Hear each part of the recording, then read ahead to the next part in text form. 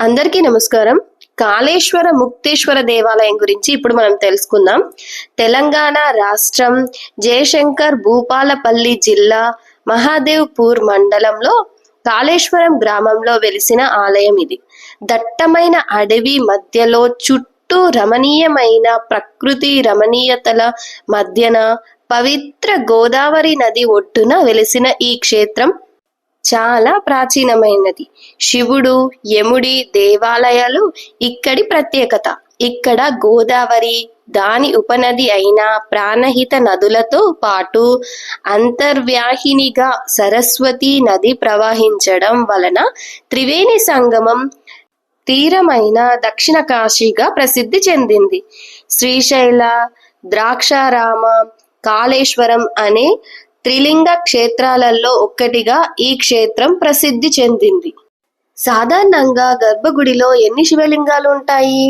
ఒక్కటే కదా. కానీ కాళేశ్వర ఆలయంలో 2 శివలింగాలు గర్భగుడిలో పూజలందుకుంటాయి. అందులో ఒకటేమో ముక్తేశ్వరునిది అంటే శివుడిది, మరొకటేమో కాళేశ్వరునిది అంటే యముడు. ఇటువంటి ప్రత్యేకత కలిగిన ఆలయం బహుశా ఇండియాలో ఎక్కడా కనిపించదేమో. అయితే మనం ఇప్పుడు స్థల పురాణం గురించి కూడా తెలుసుకుందాం. గర్భగుడిలో 2 శివలింగాలు ఉండటం ఈ దేవాలయ ప్రత్యేకత. ఈ ఆలయాన్ని దర్శించిన భక్తులందరికీ ముక్తేశ్వర స్వామి ముక్తిని ఇస్తుండడంతో యముడికి పని లేకుండా పోయిందంట. అప్పుడు యమధర్మరాజు స్వామిని వేడుకోగా యముణ్ణి కూడా తన పక్కనే లింగాకారంలో నిల్చోమన్నాడట.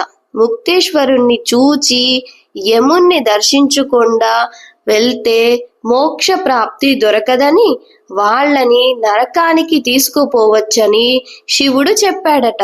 అందుకే భక్తులు స్వామిని దర్శించుకొని కాళేశ్వర స్వామిని కూడా దర్శించుకుంటారంట. ముక్తేశ్వర స్వామి లింగంలో మరొక ప్రత్యేకత కూడా ఉంది. లింగంలో 2 రంధ్రాలు ఉన్నాయి. ఈ రంధ్రంలో నీరు పోసి అభిషేకిస్తే ఆ నీరు అక్కడికి సమీపంలో ఉన్న గోదావరి ప్రాణహిత సంగమ స్థలంలో కలుస్తుందని భక్తుల నమ్మకం. గోదావరి నదిలో ఉపనది ప్రాణహిత కలిసే చోట ఉన్న క్షేత్రమే కాళేశ్వరం. త్రిలింగ క్షేత్రాలలో ఒక్కటైన కాళేశ్వర ముక్తేశ్వర స్వామి ఆలయం ఎంతో మహిమాన్వితమైనది. ఈ క్షేత్రం చాలా పురాతనమైనది. స్కంద పురాణంలో ఒక కాండం కాళేశ్వర క్షేత్ర మహత్యాన్ని వివరిస్తుంది. కాళేశ్వరంలోని ప్రధాన ఆలయానికి పశ్చిమ వైపు యమగుండం మీద సుమారు 1 కిలోమీటర్ దూరంలో ఆది ముక్తేశ్వర ఆలయం ఉంది. ఈ ఆలయం చుట్టుపక్కల ప్రకృతి సిద్ధంగా విభూది రాళ్ళు లభించడం విశేషం. సరస్వతి పుష్కరాలు 2025 మే 15కి ప్రారంభమయ్యి 26 మే 2025కు మొత్తం 12 రోజులు తెలంగాణ రాష్ట్ర ప్రభుత్వం నిర్వహిస్తుంది. అందుకు సకల ఏర్పాట్లు చేశారు. భక్తులకు మౌలిక వసతులు కల్పించేందుకు ప్రభుత్వం 35 కోట్లతో శాశ్వత నిర్మాణాలను చేపట్టింది.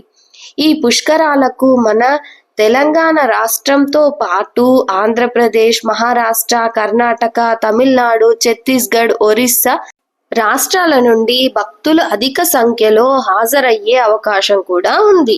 ప్రతిరోజు సరస్వతి ఘాట్లో సాయంత్రం 6:45 నుండి 7:35 గంటల వరకు సరస్వతి నవరత్న మాల హారతి ఉంటుంది.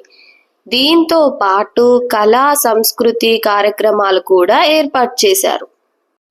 అందరికీ కాళేశ్వర ముక్తేశ్వర స్వామి దీవెనలు ఉండాలని మనస్ఫూర్తిగా కోరుకుంటున్నాను. ధన్యవాదాలు.